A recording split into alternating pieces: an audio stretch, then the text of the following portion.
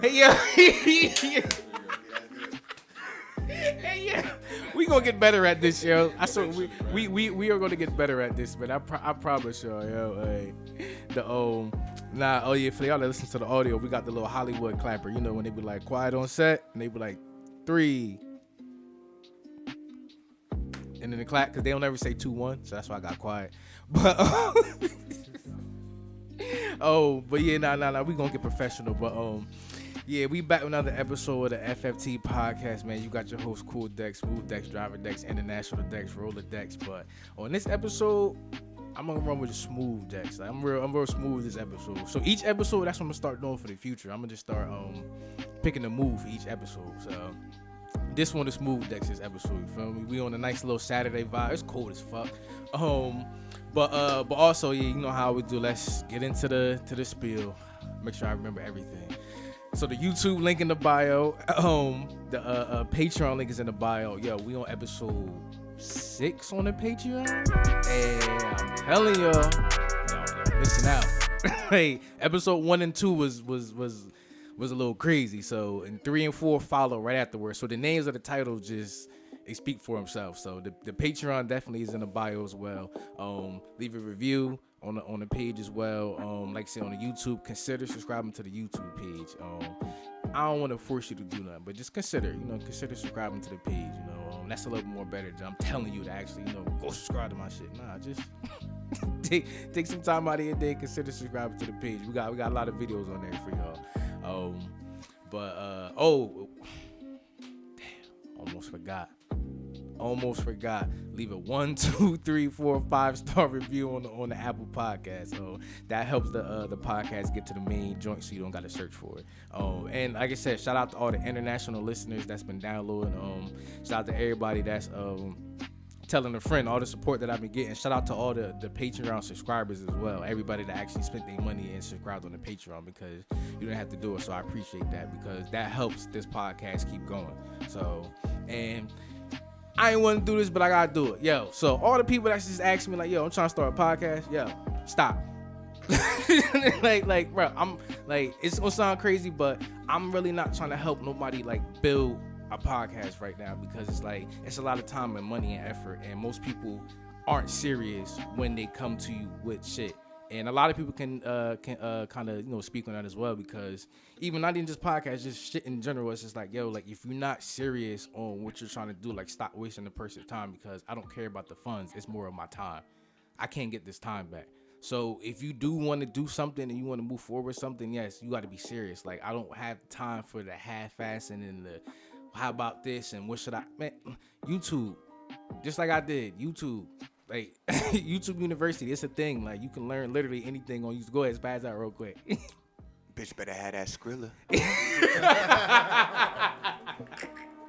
Hey yo, for real. Nah, definitely. That's definitely a thing also. But I always tell people, I'm like, look, the way that I'm gonna charge you is like, I'm telling you up front, it's not worth it. The money that you're gonna spend is not worth it. Like, I'd rather you start from the bottom yourself, figure it out on your own, and then build up to the point where you don't need me as much, because that's what I did. And what I'm about to start doing is I'm about to start posting some of my old videos and old podcasts that I did to let y'all know, like, yo, I didn't start off like this, and I'm still not where I want to be. Like, it's a process to all of this. So that's when I tell people, I'm like, look, like, don't think that just because I'm right here, right now, it's like, this is it. No, it took a lot to get here. It took a lot of failed episodes. It took a lot of money spent. It took a lot of people not showing up. Like, it took a lot of errors, like trial and like it took all of that to get right here. And I still mess up some days.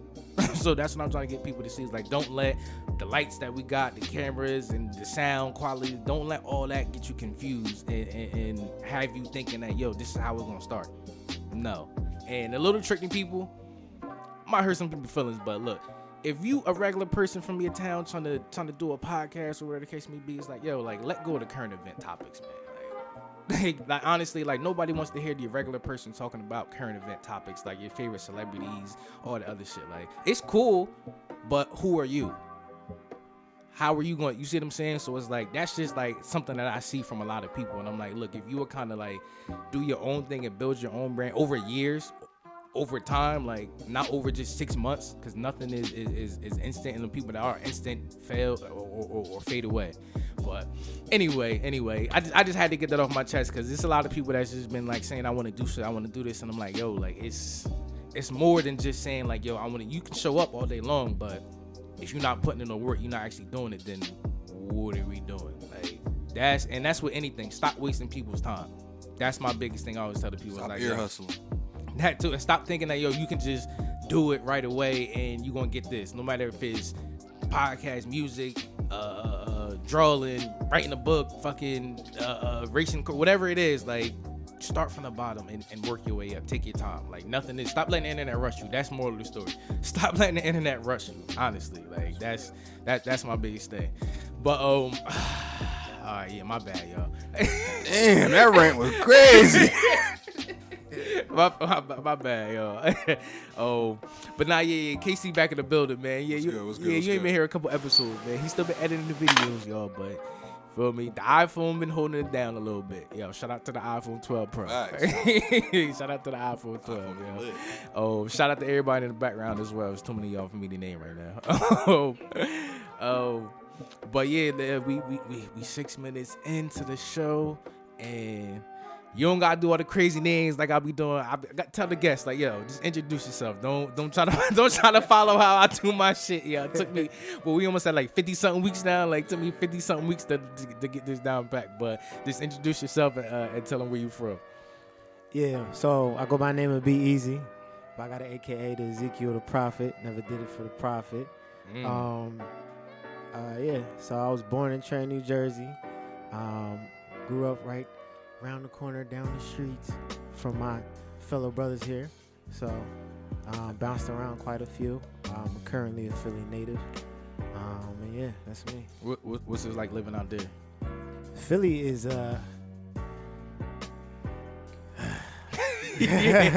Exactly.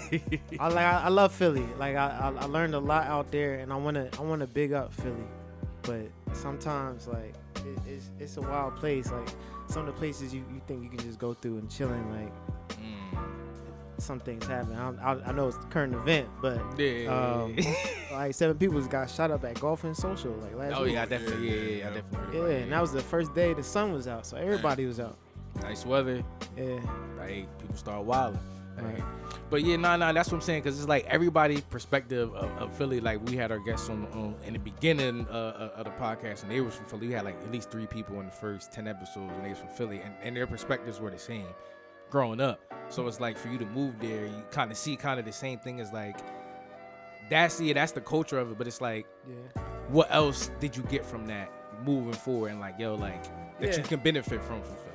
Definitely the network. I met a lot of like music artists. I met a lot of rappers. I met a lot of producers.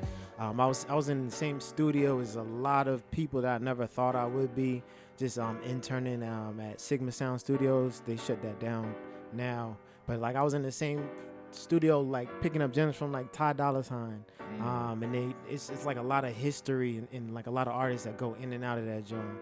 So it's I definitely learned a lot from like a lot of small town names and to the big town names, and just being in the studio, like just running, like I just run into like PD Crack, just like just randomly, randomly. Or like it's like a lot of like history and a lot of like classic people that came up from that city that are still there.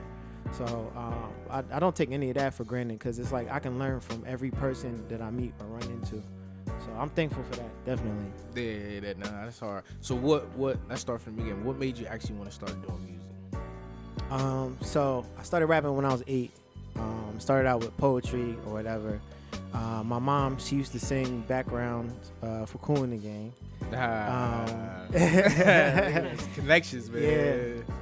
Yeah. So you saw that growing up. That was like. Yeah, my mom used to bring me around to like gigs with her, and like I'd just be like trying to bother her to go to the bathroom or like get some food or something. Me and the kid. Yeah, as a youngin'. So, and then she used to sing like national. I brought up she used to sing national anthem or the theme song for the Trenton Shooting Stars at the Sovereign Bank Arena at the time. So we used to always go there, and I used to just see her at the arena and everybody like bigging her up. So that was like huge for me coming up or growing up, seeing her do all that. So she definitely, the music was in my blood since then. And then I just started seeing like artists on TV growing up, 106 in Park. And I just kind of patterned what they did. Fucking Park, man. We used to rush home 6 o'clock, watch 106 in Park, yo. Like, fact. Top 10. Who was your favorite host, though? Oh, that's a good one. Free. All right. Undeniable. Hey, yeah. Nah, no, for real, That's yo. all I'm gonna say. Like, definitely. Hey, yo, where was that shit shot at? Like, was it Philly or New York?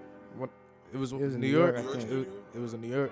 Yeah, because people used to have to like wait outside for that shit to get inside from 106 in Park, yo. Because there was only like a certain amount of people allowed in the studio, but it was free. It was free. It was free. It was free to get in that bitch. It was free to get on that bitch, dog. Like, yo. But honestly, damn, I'm about to skip around real quick since we on BET. But what was it like actually getting one of your videos on BET? What was the process? What was the whole shit like? Break that whole shit down. So, this is James, right? Yeah. Okay. Cause I was on the website first. So for Jams, the crazy thing is, it's crazy the people that you come up with, you grow up with, or like you go to school with, and you never know what they might become later. So it was actually somebody that I went to Temple with. And he was always just in the mix. He was like from New York or whatever. He was just always doing him. And we were like acquaintances. Like we weren't that cool. Yeah. But he knew I was doing music.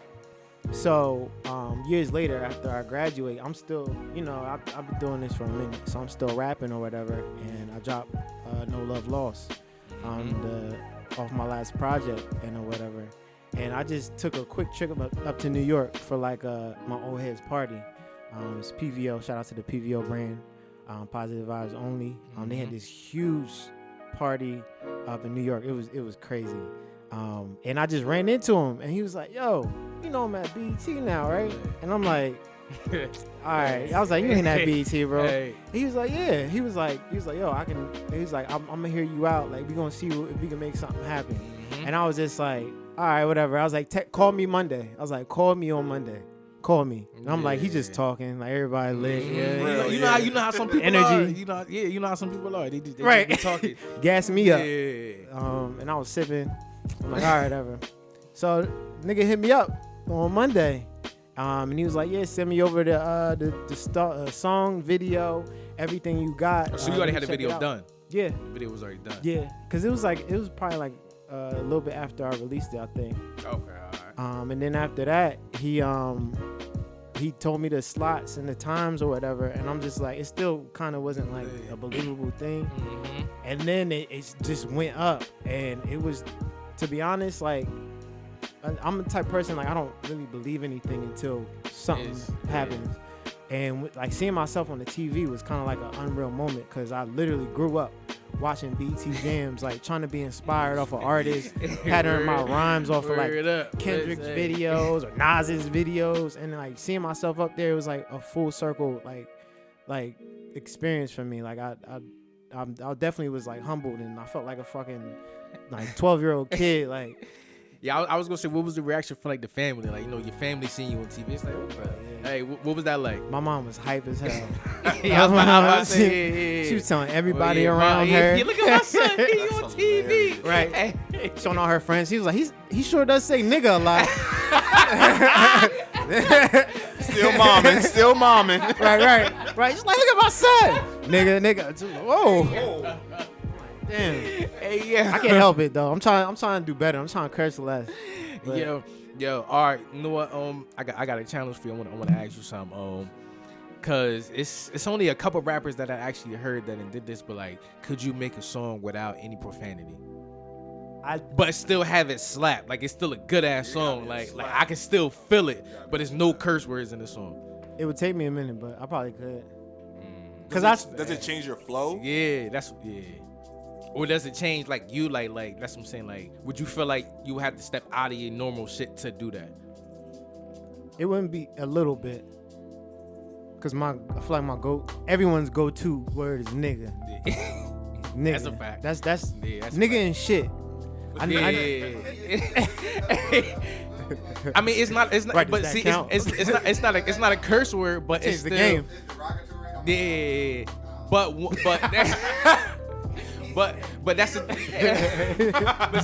but see that's the thing for us. It's like we got a different understanding for it, so we always gonna see it a different way from how it was proposed back in the day. Like the way we see it and the way our people see it, we will never agree on how we're using it, because the way that it was said to them and it was put on them was in a negative light. So for us to flip it and be like, nah, like we trying to lift it, they like, nah, we had so much of this like growing up that I'm not really trying to hear that. So it's like, so I understand why they feel that way about it, but I mean, it's an expression. That's how we express ourselves, and just like in Jersey, we say bitch.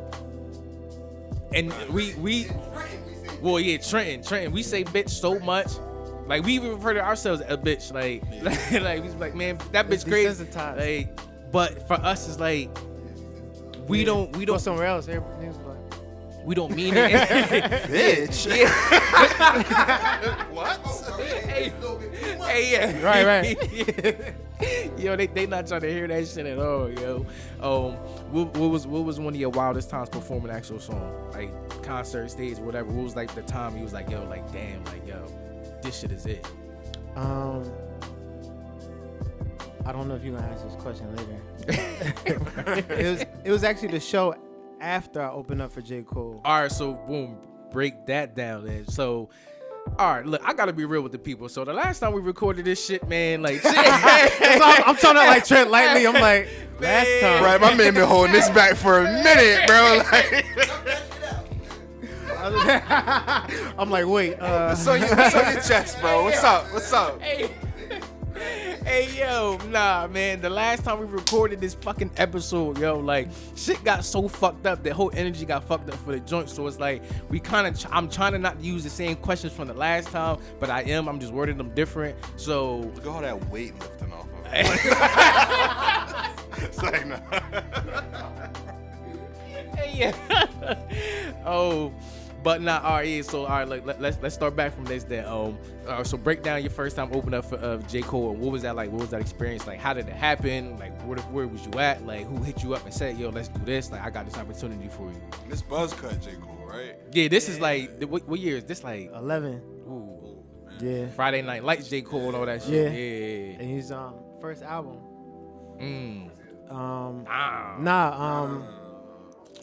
Courtside. Side Story. Yeah. Oh, okay. So I felt like I should know that. I felt like. But I did open up for him. I'm like shit. Like it was a complete honor and a blessing to be in that situation.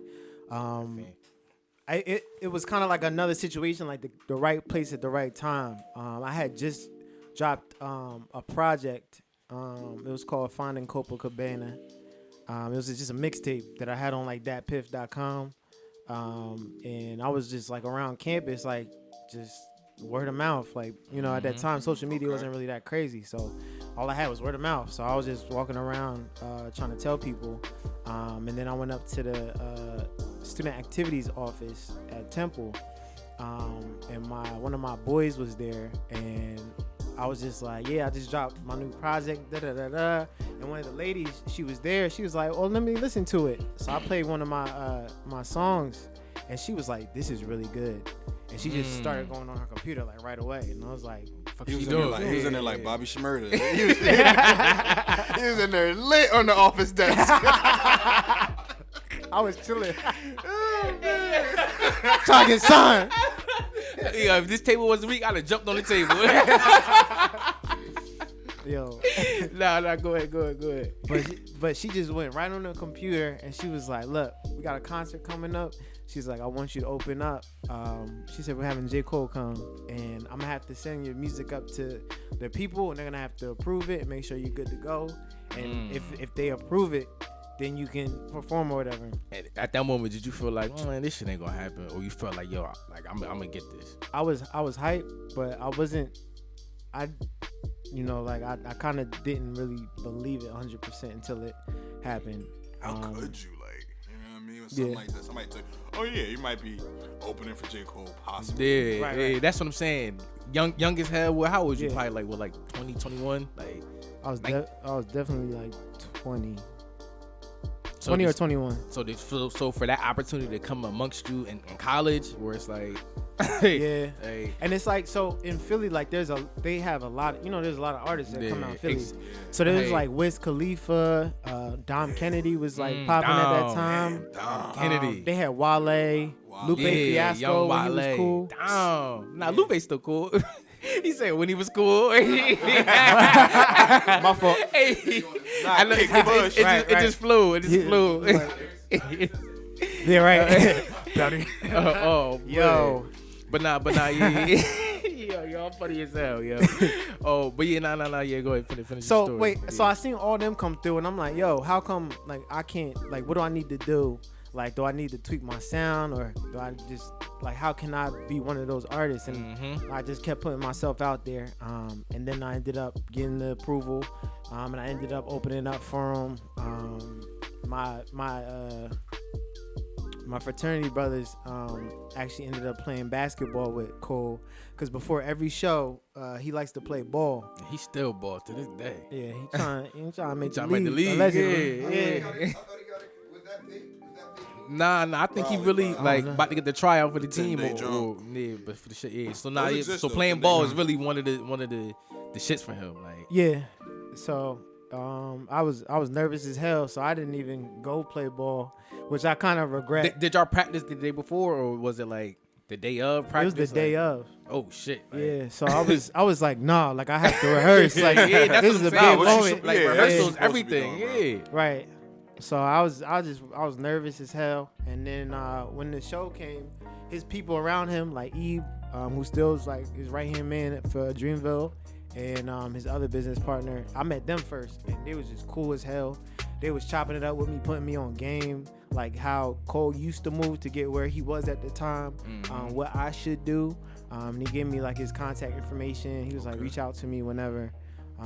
But that was like early, before they even had like really Dreamville. But I definitely like, they kind of put a battery in my back after that. And then I did the show. It was an amazing show. It was packed. It was. Yeah, it was sold out.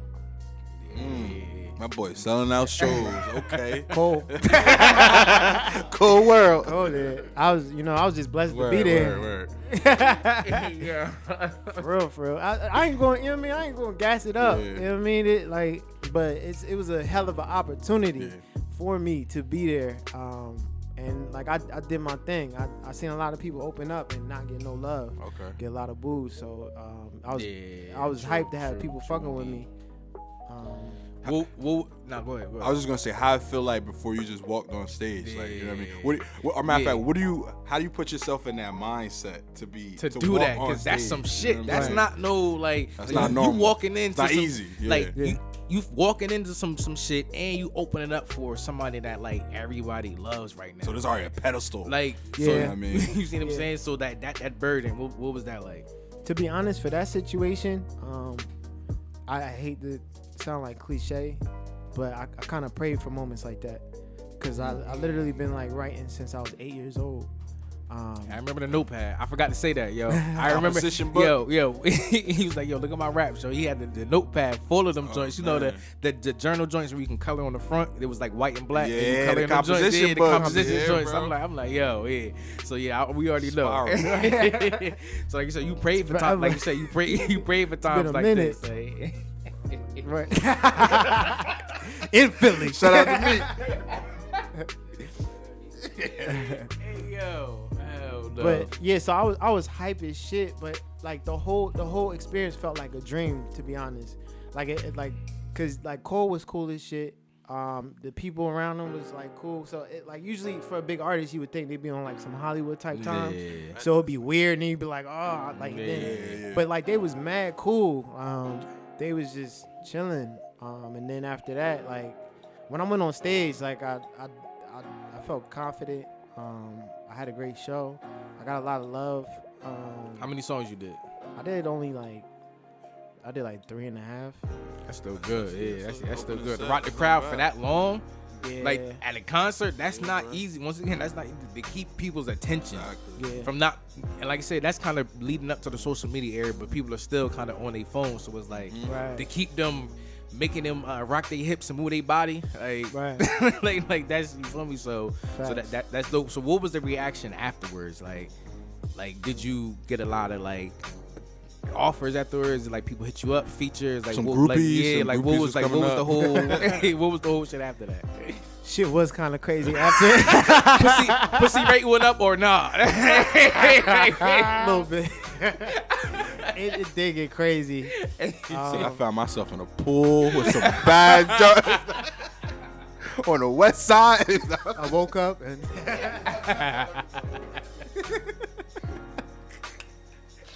oh man, yo. no, I did get a lot of love after it.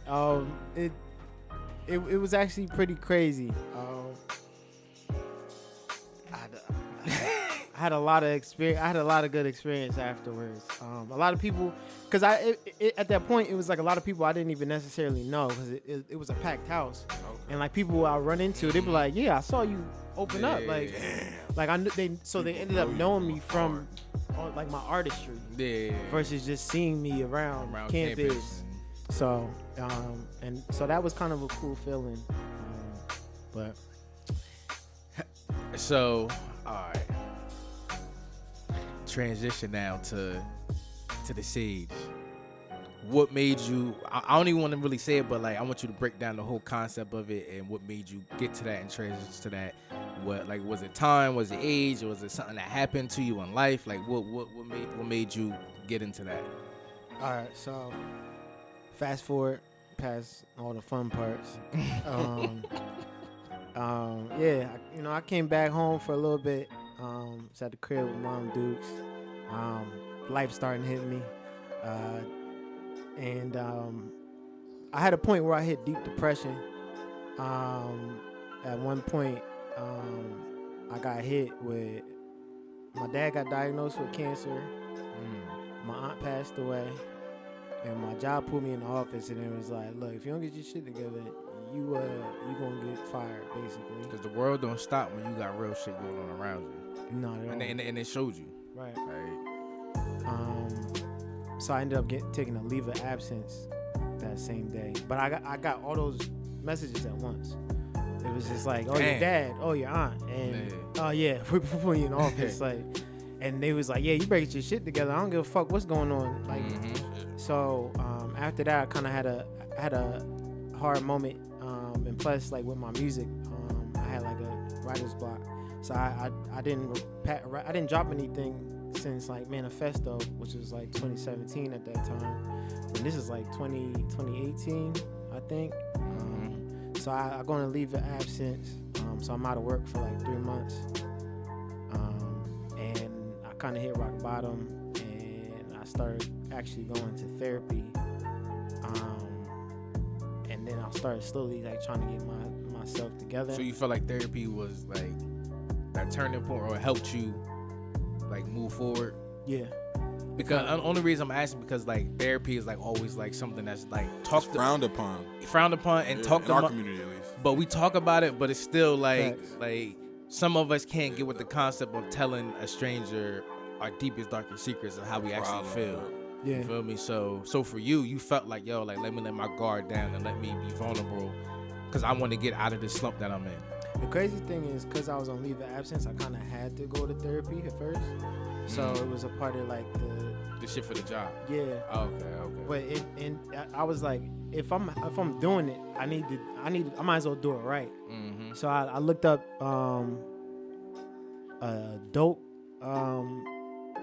practice in Philly, who's a black dude, Dr. Levis Kenny. Okay. And he kind of just hashed it out. Like, it was weird because I felt like he was like my old head, like putting me on game. Mm-hmm. And he was just like, listen, you need to do this, this, and this. He's like, I'm listening to you, but I feel, he's like, you have it. You just in a hard spot, yada, yada, yada, or whatever. So he pinpointed those things for you. And then he kind of actually started pinpointing reasons behind reasons. Like why I can't fuck with certain people, because my father treated me this way. So I moved this way. So it's not necessarily the people I'm running into in the moment. So he brought it back to the parents. Yeah. He unpacked a lot of shit. And I had to kind of look at myself in the mirror. So after that, I kind of like tried to work on the stuff, like, you know, work on everything. And then I dropped my EP, Rain EP, which was the stories of me basically going through that shit. I also was in a car accident. I did the skit talking about it. People probably didn't think it was real, but nigga went off, flew into the fucking meeting. My car was fucking mid-air and shit. My father's situation and the funeral and everything and other shit that happened. So I kind of did all that, and it's crazy because like I was rapping about it, but it was kind of like a cry for help at the end of the day. And it didn't really help me get back to myself. And then the pandemic hit, and everybody's locked in the crib. To a lot of shit. Yeah, and it's like you're forced to deal with your shit. Yeah. It's like you can't go high, you can't go out. I can't go on a date. I can't go meet up with a shorty and fuck my fucking ales away. Like you home. I can't. Yeah. It made everybody sit down. Facts. And it's like I'm with my mom. I'm not gonna get drunk as shit and just be sitting here with Mom Dukes. So had to face it. Had to face everything. Yeah, you had to face that shit head on. So I started hashing out my shit, fighting my demons, and I brought it up because I literally didn't think about it.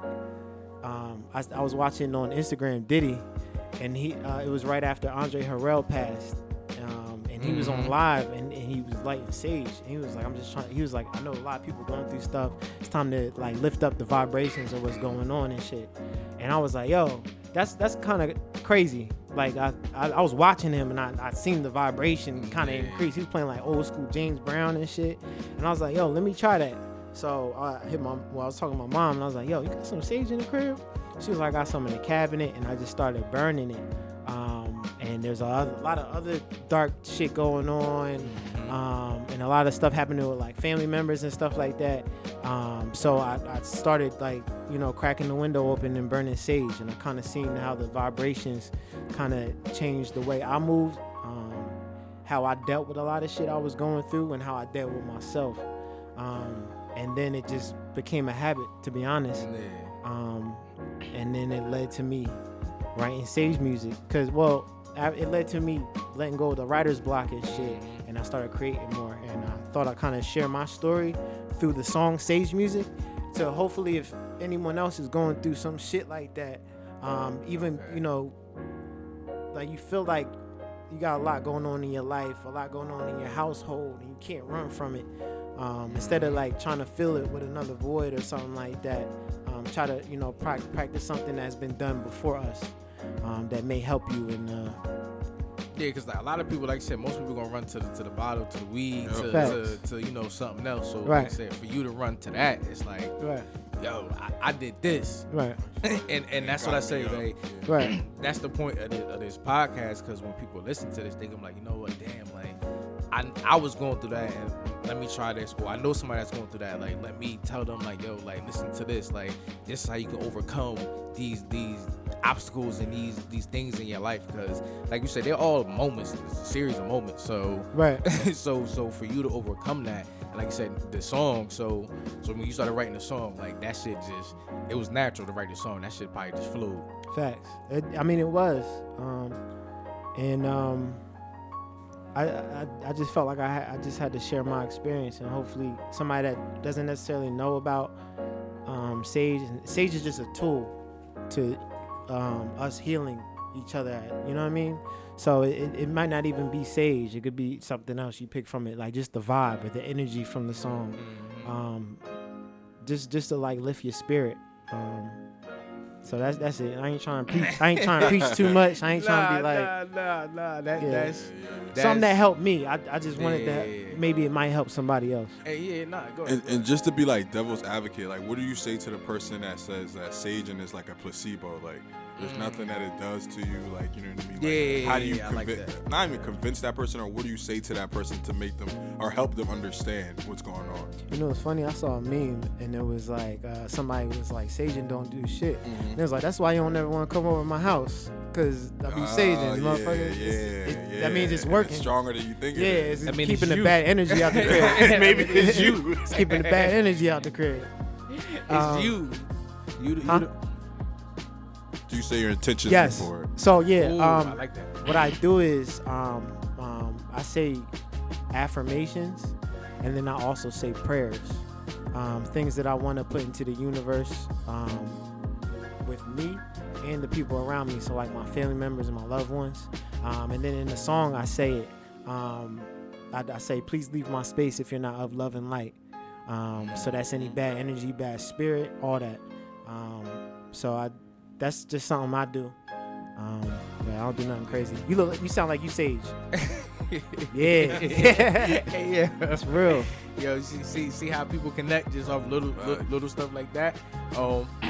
So what's more for you? Like actually writing music or poetry? Which one would you prefer? Obviously, I know the music, but I'm just saying, like take you actually doing music out of it. Like, which one would you rather prefer to do? Like, yo, I can really get paid to do poetry or music. Which one you? Yeah, you get $1 million from both. Yeah. Like, which one? All the money in the world. Which one would you choose? This is tough. Y'all crazy. This is fucked up. Yeah. At the end of the day, I'm gonna say poetry. Okay. But it's like I've been rapping for so long. It's like muscle memory, and it's like there's a part of me that like feels like that, like the competition, or like I hear a hot song and I'm like, shit, I wish I wrote that. Okay. I wish, you know what I mean, like the way. Yeah. And it'll be like a song. Like if Kendrick dropped the album tomorrow, I'll probably hear some shit and be like, I wish I put together like on a. So it does go hand in hand, even if I'm keeping songs light or bullshitting on it. So for me, I'm doing poetry all day, baby. You feel me? Poetry Dex. Poet Dex. You feel me? Hey, look, I'm in the building. So when Dexton Hughes. Come on, I'm about to spit my shit. I'm about to spit my shit, bro. The Birdman hand I'm about to spit my shit, bro. Hey, come on, man. Hey, let me tee off real quick. What happened? What did she say? You said who? That's true. What happened? I ain't hear it. You said what goes around comes around? Huh? Marsha Ambrosius. Yeah. Oh, you said the basketball player? Yo. Nah, that's classic though. She a legend, a Philly legend. Yo, yeah. Hell yeah. Definitely, 100%. Yo, so what's your definition of loyalty? I said this last time. I had to think about it. Yeah, it's the first time. It's the first time for the listeners. My bad, bro. My fault. So you get a redo now. I stick the same answer. I believe loyalty to me is unconditional love. It's like this person shares something with me nobody else can share. So regardless of whatever's going on around us, like I'm always gonna have that person's back. I'm always gonna be there for that person. I'm always gonna ride or die for that person, regardless, unconditional. So that's like family. Like I mean, not all family is. Yeah, I was about to but say, you know, like. So do you only offer unconditional loyalty? I know that sounds crazy, but damn, I remember. I know. The fuck, bro? Where you come with this question from? Holy shit! I gotta think about this. Eric, god damn, nigga. Hey, damn, you're not supposed to say nigga. You gotta remember the Forex episode because they were saying like love and loyalty, trust and love, like they don't mix. So like that's what I'm saying. Does your loyalty only come under unconditional? And then if someone gives you condition, it's like, nah, I don't want that. Nigga, my boy snapping. Yeah, you gotta answer that. He's like, yeah, you gotta answer that one. He's like, yeah. What he said, nigga.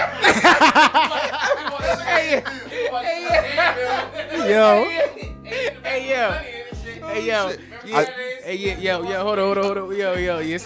It's on him. Yeah. Hey, yo, look, everybody in the room. Balls in your court. Hey, everybody, say that. Yo, I'm crying. Hey, yo. Nah, that was a good question though. Does that come a certain way? So you know it's crazy. I feel like I'm at a point in my life where it's like I cannot give somebody else love if I don't love myself fully.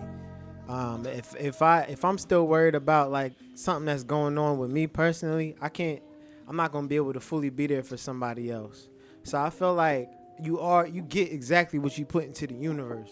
If I'm giving you my fake energy and I'm being fake to you, you gonna give me that shit back. That's just a reflection. Exactly. So I feel like when I'm interacting with whoever it be, I have to come from the most genuine or the most heartfelt place, no matter what the interaction is. I could be running into somebody into a grocery store and be like, "Oh, you looking for something?" Da, da, da, da, da. That's just where I'm at. And based off of like how they react to me, they may not be in the same place. And because of that, that's where the word boundaries comes into setting. And so it's okay to say, and you have to be all right with saying no. Like, no, I can't do this for my cousin. No, I can't do this for this. You know what I mean? No, I'm not gonna be out there doing that nut shit. And you know what I mean? So it's all comes to me loving myself. So to answer that question, I'm not saying 100% only give out unconditional love, but I'm giving those the love that deserve the love, and I feel like they can reciprocate back to me. Because a lot of people don't even know how to reciprocate. You can be in a whole relationship and your woman not reciprocating shit. You cooking for her every day. Yeah, She trying to get a Birkin bag and shit. And the So fight that in got the it. elevator. No, I'm playing. Hey, word up, yo. Hey, yo. So, yo, this go for everybody in the room. Do you feel like loyalty can be repaired? Repaired. Sheesh. Everybody, What she saying is like dropping a glass cup or something, a glass plate? everybody like, fuck out of here. What the fuck you asking me that dumbass question for? Loyalty and trust go hand in hand because Yeah. loyalty is something that you do with yourself. You feel me? Damn, we throwing Yeah. these big words. And that- Love, loyalty, trust. You know what I mean? Like, if you're the receiving party of my trust, you feel me? I mean, of my loyalty. If anybody is on the receiving end of my loyalty, you feel Right. me? And I break that unspoken bond that we have, then that's trust on your end because you looking at me now like, damn, like I ain't never gonna be able to do that. You feel me? So that's what that. I disagree. That should be 100%. What you mean? that's an interesting thing to say. I don't know. Maybe at a percentage. I don't think at 100%. No, I'm not saying 100%, but it can be repaired. It can be repaired. Yeah, no, I'm speaking from experience. It could just be repaired. It could be repaired to an extent. So you still got to be in the situation knowing that, yo, I mean, hey, Nah, bro, I mean, it's not you because at that point you're handling the person. You're like I'm your handler. it's not loyalty. It's like you know what's up. You know the instructions. You know what I'm saying. You don't need to put it up in the air. But The reason why I say that is because people change. that's why I was. Oh yeah, hold on, wait, because everybody don't got. That's what I was gonna say. It depends on the like intentions and where that person is at that time.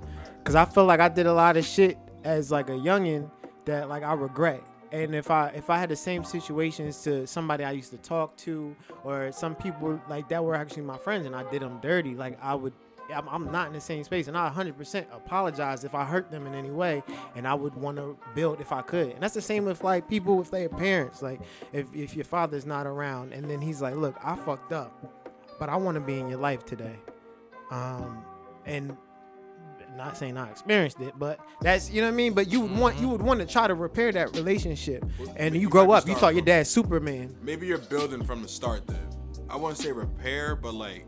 You know what I mean? Say, I would hate giving loyalty like a number, but like if we've been through some shit, you know what I mean? That loyalty is a little stronger than the loyalty I got with a coworker. You know what I'm saying? That I ain't gonna snitch on the coworker because we just in the mud with it as employees. So what I'm saying is that if that person that we had that we went through some shit together, he fucked up. We gotta start at square one again. Like, you know what I mean? I'm treating him like the employee, like or my coworker. I'm not treating him like my best friend or my family member. We just gotta start. Fuck the history. We got square zero. Mm-hmm. Yeah, nah. I gotta take that back because I completely agree though. Yeah. Said some shit at me because I've done some shit and I'm not the same person today that I was then, and I'm not in the same situation that I was. Damn. You get what I'm saying? So it's like, State of mind, yeah, you're definitely right about that. That's real. Yeah. Because we're maturing too. Like it's growing. Like it's a man.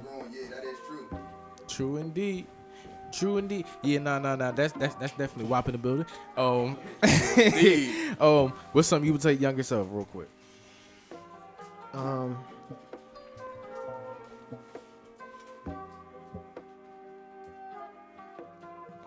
Apply yourself better in school.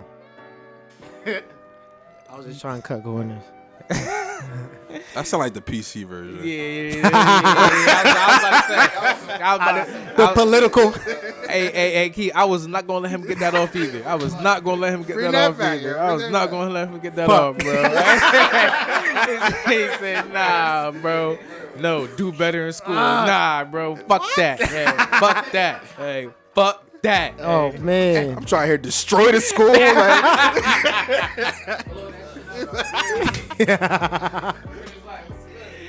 The whole infrastructure. man. We got it here. Yo, word up. Nah, all right. Something you would tell your younger self under the age of like 22. Right, like you looking in the mirror, right, and then your reflection is like, yo, bro. Like, Damn, yo, I really wish I would have did something like, 'cause my life would have really been this. I probably. That's what I like. Right, The right? hesitation. Yeah. neurons is firing right now. All eyes on you. A lot happened at that time. Hey, Osmosis don't take is no moving. notes, bro. Don't take no notes on how I'm doing. Cause he about to get me on my joint, man. Yep. Hey. I'm about to be that way. Yo. Probably just, I don't know. It's probably just like, I guess have more faith in everything's gonna be all right. Oh, okay. Yeah. In my future, All right. after a certain point, I didn't know what was next for me. So I kind of lashed out and did a lot of stupid shit because I was just like, fuck it, this is it. Like, Like this is the moment. you just need to slow down, type of thing. Yeah. Word. And if I slow down, like, I would have did better in school, you know? Hey, yo, it take a real artist. You're not gonna cancel me today. It take a real artist to do that. You And feel the me? kids listening, stay in school, do good in You school. feel me? You see how you flipped it back to that? You feel me? I like that. All right. So nah, I'm good, bro. I ain't got no more questions for you. Please shout out to Sage. The song. Shout out everything that you got moving forward. Shout out any previous projects that you want people to go back and listen to. Like, just shout out Instagram handles, everything that you got. Yo, shout out my day one Daryl. You know what I mean? He's fact checking everything I was saying. He's like, this nigga was a rapping at 8, nigga. He's like, actually.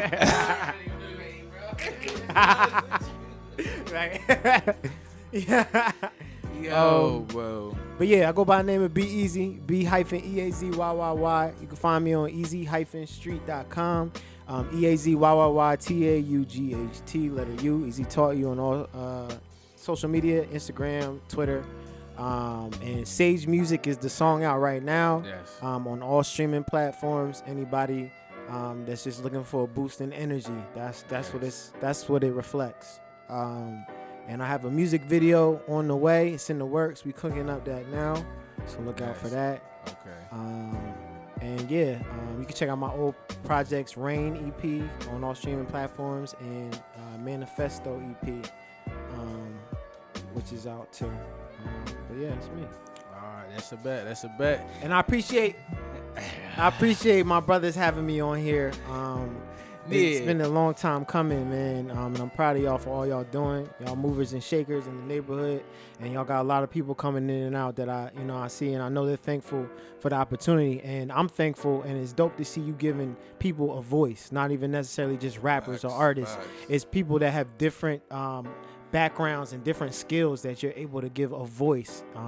So blessings to you. And it's crazy, in the beginning you were talking about people asking for you for advice for podcasts because they see you and they believe in you and you're inspiring them. And a lot of people won't say that, but they'll be like, yo, you're inspiring me. I want to do this too. So keep doing what you're doing and stay on your path. I appreciate that, bro. Great words. Damn, man, I'm about to cry. And we playing that song after this too. As soon as this episode over, we playing that shit, yo. Bless. No. I definitely appreciate that, bro. And like I said, I appreciate everybody that comes through every episode because, like I said, like I love the ambiance, like that. You feel me? That helps me move forward. That helps me go. And also, like I said, the people that made it to this part of the episode, my part 2 is coming up. Hey, my part 2, hey, I will be sitting in the guest seat. You feel me? Like I won't be hosting the show.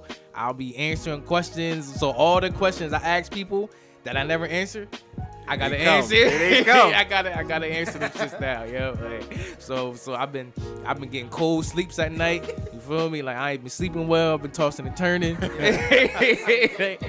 feel me? It's been real stressful. But yeah, nah. Like I said, I appreciate everybody that's been rocking because, like I said, 1 year will be in the books. April 15th. April 15th is when I actually uploaded the first thing to FFT. Yeah, you feel me? That was like the actual date. April, I want to say like 13th or something like that was actually when I wrote it down on 12th is when I wrote that on a notepad. But yeah, so like I said, man, definitely be on the lookout for that. My man Wop, he gonna hold me down on that one. I'm done because he studying too much. So so yeah, we out. We'll holler at y'all next week. Yo, we good.